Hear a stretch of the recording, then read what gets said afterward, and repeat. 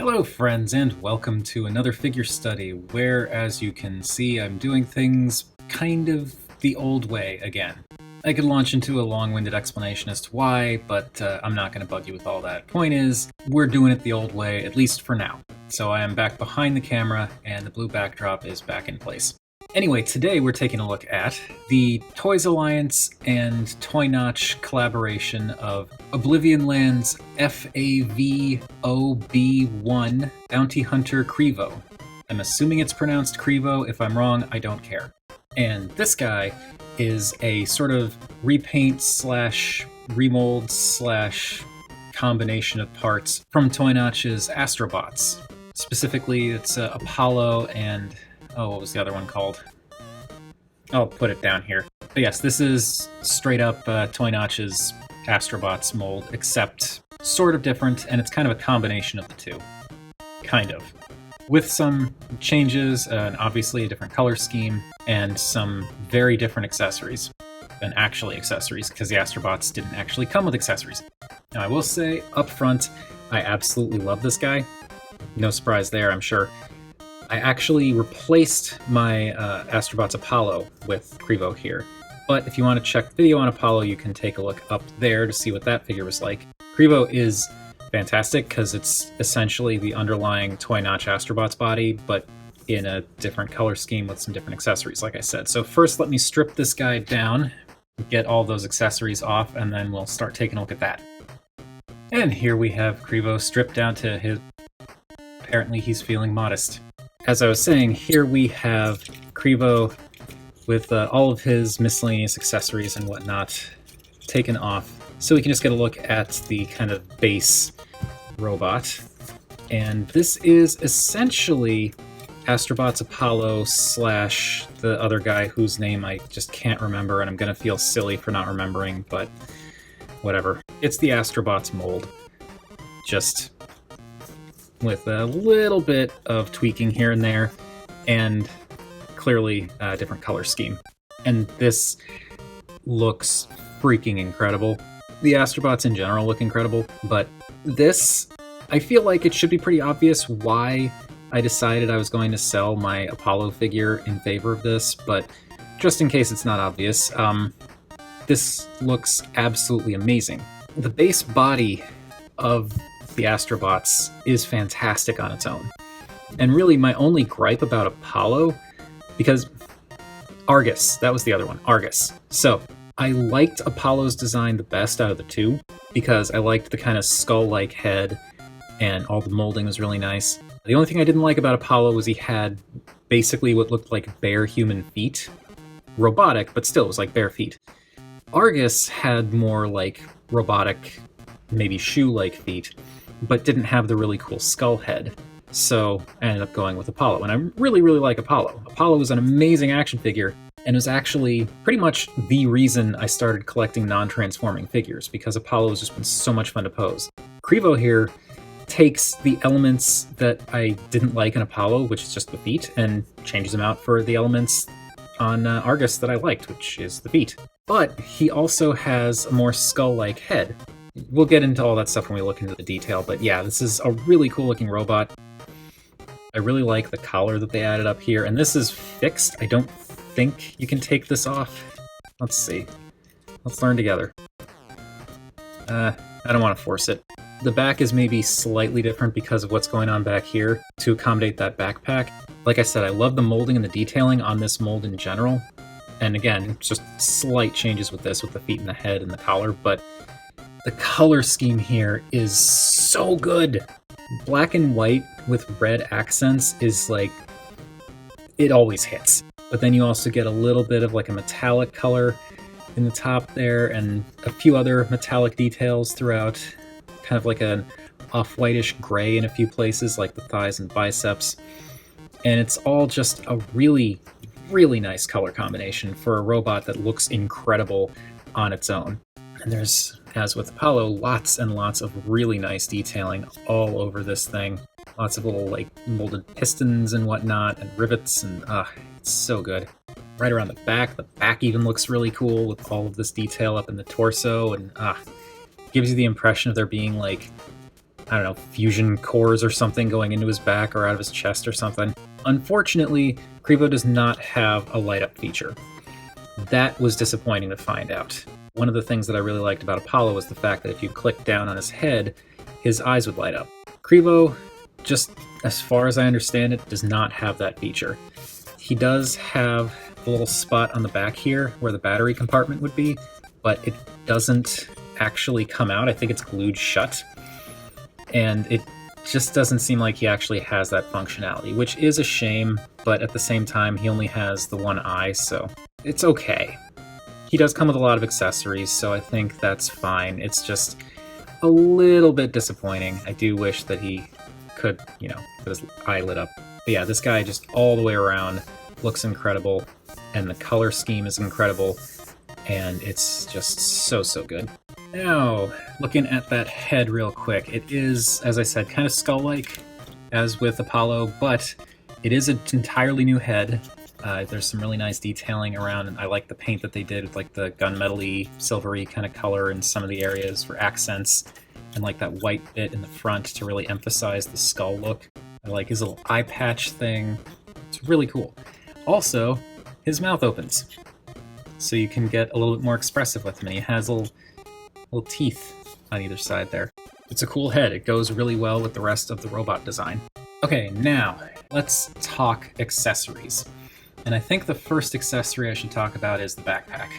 Let's move him kind of off to the side here, and let's take a quick look at this thing. The backpack is very nicely detailed, and it's got a very similar color scheme. A little bit more of this kind of very vaguely purpley color on the sides here, which is echoed in the collar on Krivo's main body. Looks appropriately steampunky, and it's got some articulation to it, like the pipes can turn. These bits here are on little armatures, and you can see kind of right in there, there's a little kind of peg that sits in this little groove here, and that allows you to lock these bits in place, but you can pull them out, and these bits rotate, these can move, so you can get some various options, I guess, display options with this. Personally, I like to just leave it rotated around and pegged in here, but I like that the option's there. Now, to attach this thing, this is the part that tripped me up when I first got this guy. You've got these pegs on the sides here that are supposed to go inside the torso, but there's a very particular way you got to do that. What we actually need to do, get his arms out of the way here, is you can see that this is supposed to go in here. But the question that I was running into is how. And apparently these white pieces here actually slide out to the side. So you want to kind of wiggle them out, and they will slide off like this. And there's a little track here that goes over this bit here, and you can kind of see how that slides back into place. So you want to slide these out of the way, not necessarily off entirely. You don't need to get them completely off, but you want to slide them out of the way, and then this sits in here, and then it slides back in, and we'll kind of peg around that bit on the backpack. And then grab the other piece, slide that in place, and that locks that backpack in nice and solidly. Now it can rotate, but it's not coming out. It is, no, not at all. And this can sit up here, and there's even these little bits on the inside of the backpack that sit around these kind of pylons a little bit. So that gives Krivo his kind of steampunk jetpack thing. It sits pretty nice, it stays out of the way, it integrates pretty nicely with the look of the robot too, so it doesn't necessarily look out of place, and it really doesn't hinder articulation that much. The only real hindrance is if you're rotating the arms back and the arms are like angled backwards on this butterfly joint. They're gonna whack into that, but like if you straighten it out, it's gonna go around no problem. And don't worry, we will go over articulation, but just want to talk more about some of these accessories. So next up, we've got his little shoulder pad thing. And this is really just a main part of the robot mode, but I figured it comes off, so I'll take it off for the purposes of looking at the basic robot. But this just pegs onto this ball peg here, and sits over his shoulder. And it gives him this nice kind of asymmetrical look to his design that I really appreciate. I'm going to be saying I like this figure a lot. Just get used to it. Next we have the handguns, for lack of a better term. That these, I believe, I don't know if they're the exact same ones that come with Argus, but Argus does have guns that peg onto the backs of his hands like this. They may be molded differently, they may be painted differently or not painted at all, but they are similar in that they peg to the backs of the hands. This tab right here, we'll tab into the slot on the back of the hand. And it just pegs in, just pegs in. I don't think I have it lined up. There we go. And now he's got these guns on the backs of his hands. Oh, but there is more. Let's get those arms out, buddy. He also has his belt, which has a little knife holster thing on it, which is painted with some nice silver detailing, and the buckle's painted a little bit too. The actual belt piece itself is a relatively soft plastic, so you can see that there is flex to it. And to unhook it, there's just this little bit down here that just slides down underneath the buckle, like that. And then you can wrap this around his waist and slot it back in, and now he's got this very loose-fitting belt, but that's kind of the aesthetic they're going for. And this just kind of hangs down on one side, sort of hanging off his hip. To go with that, we have his knife, which is a really neat kind of futuristic-y design with like the openings in the center. There's a lot of really nice silver paint on here. I like the red line detailing going through in that spot there, and yeah, it's really cool. You can give him the knife to hold, and unlike Apollo, there's a slot in the grip here and a peg on the hand that the slot will actually go over. Because Apollo just held stuff by pure grip, but Krivo here actually has a dedicated slot to holding stuff, which is great in the sense that he won't drop that knife, at least not easily. But the problem that I ran into is for a little while I had the Wasp drone add-on kit for Apollo, which was cool, and it came with like these big guns and everything, and I really liked that. But those guns didn't have slots in them, which meant that Krivo couldn't actually hold them very well. And that was kind of a disappointment, because I wanted to give him the big guns because he's like a bounty hunter and stuff. It kind of makes sense that he'd have these big cannons that he could wield, but he just couldn't because of the way that the hands are designed, which is a disappointment, but I'm kind of over it because he's so cool as is. Anyway, let's get that knife out of his hand for the time being. That can slot into the holster, and it just slides in and sits in very nicely. We're almost done. There's a little bit more to do here. So bringing him a little bit closer, we've got this little pipe. And even the pipe has some really nice paint on it, with the silver bands and the red underneath there. I like, too, that they have this kind of red line around virtually everything, like the detailing in the robot, the detailing on the pipe, the detailing in the knife, which we saw a minute ago, right in there. Anyway, the pipe doesn't like peg in or anything like that. All you gotta do is open his mouth and put the pipe in, and then close his mouth up again, and that's it. And now he's got a pipe. It is absolutely silly, but I absolutely love it. And to go with that pipe, we have his hat. And even the hat has some nice detailing on it, with this kind of, not quite, like this kind of rosy tinted metallic color on the edges, and the white and black around the trim there. And this is a slightly malleable plastic. There's a little peg inside there that's meant to peg into this bit on the top of his head, and it's very, very tricky to do. Watch, I'll get it like the first try or something. Did I get it? Yeah, of course. But you can give him his hat and his pipe, and yeah, see, the hat does not like to stay on super well, but it will stay on. But it's also very easy to knock off, so it's kind of tricky to get the hat on there and position the head.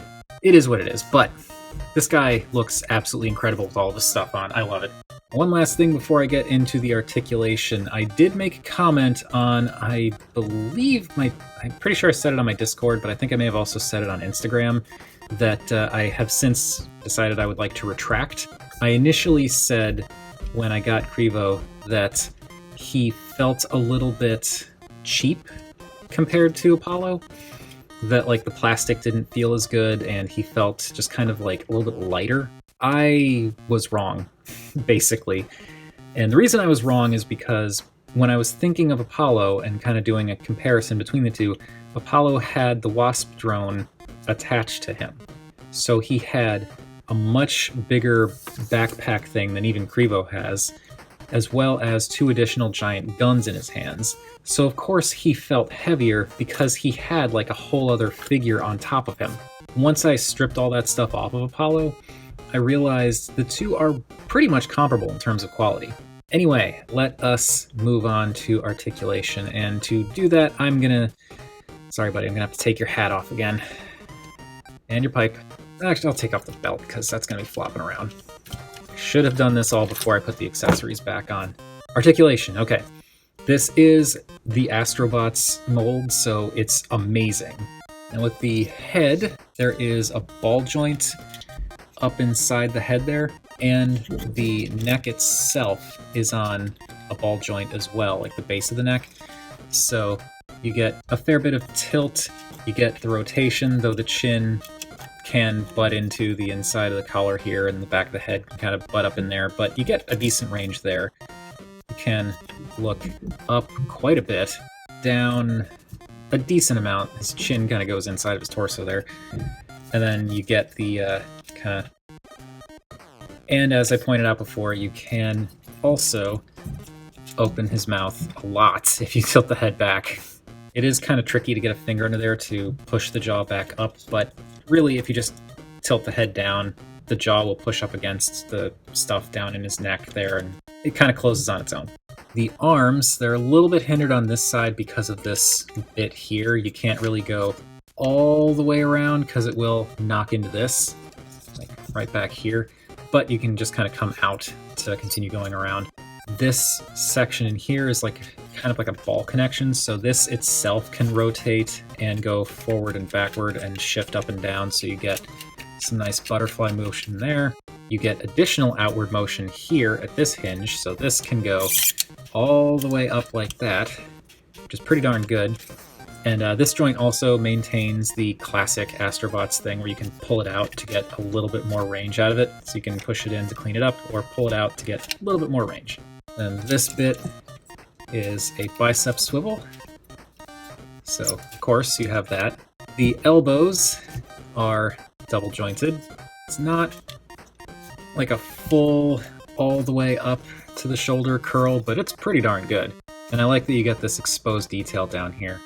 For the hands, they can rotate at the wrist, and then there is this joint that you can see in here that allows the wrist to move in and out. You can get a lot more out if you take off the cannon thing from the hand, because it blocks this joint when you have it in place a little bit.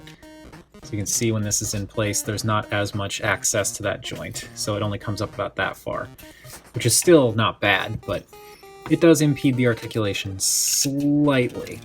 The thumb has a ball joint where it's connected to the palm, as you can see, so it can rotate and move like this and wiggle and all that. There's a hinge in here that allows the thumb to move up like that, and there's a hinge here that allows the tip of the thumb to bend in. The fingers are all multi-jointed, so you've got hinges here, here, and here, so that can curl in quite a bit. And in addition to that, there are additional swivels kind of inside the palm here, so you can spread the fingers out. These are amazing hands. I really like the hands on the Apollo figures, or on the Astrobots figures. For the torso, there is a ball joint up in the top here, which does get you some turning, and then also some back and forth, and some side-to-side tilting. There's a hinge in the middle here that can hinge forward and back, so you can get a lot of ab crunch there, and a lot of backwards, and it's actually, I think he stops just short of butting into the backpack, so that actually is pretty clever where the backpack is placed. In addition to the rotation up here, there is a separate rotation down at the base. So yeah, lots and lots of waist articulation. The hips swing forward and back on a kind of V-cut, which isn't ideal, I guess, but like it's really not a problem. And also, because of the rotation, you can rotate it so that it's pointing out a little bit better. Unfortunately, it does mean that the legs kind of angle out as you bring them forward or back, but I think it's fine. You get some outward motion on the hips there that only go out about that far, but if you rotate this around, you can do that. Also, obviously, thigh swivel. And there is a double jointed knee, so there's a joint there and a joint there. And you can kind of use them both in conjunction, though, as you can see, if you use the top joint first, it doesn't work as well. But yeah, if you use them both in conjunction, you get a pretty darn good knee bend. For the foot, there is no ankle rotation, which is unfortunate. I kind of like being able to rotate the ankles a bit, but you know, you got the thigh swivel, it's fine. There is a swivel up in the ankle joint, like right below the shin, that lets the ankle move forward and back.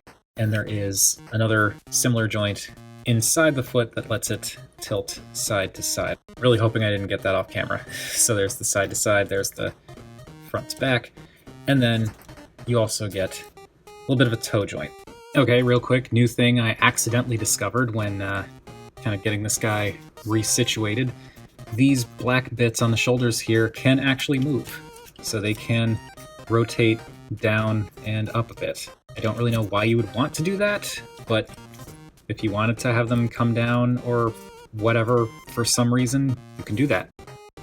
Alright, I do believe that is everything that we need to go over with Krivo here, so let's move on to size comparisons. Here is Krivo with the standard deluxe squad, and he's pretty tall. I want to say he's about 8 inches, roundabouts that.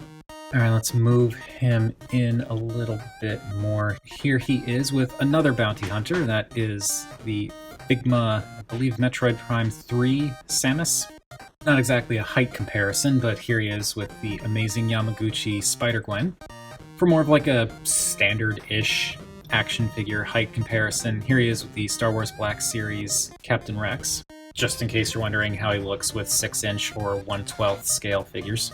Also, in case anyone's curious, here's what he looks like next to a Masterpiece Carbot, so a little bit taller.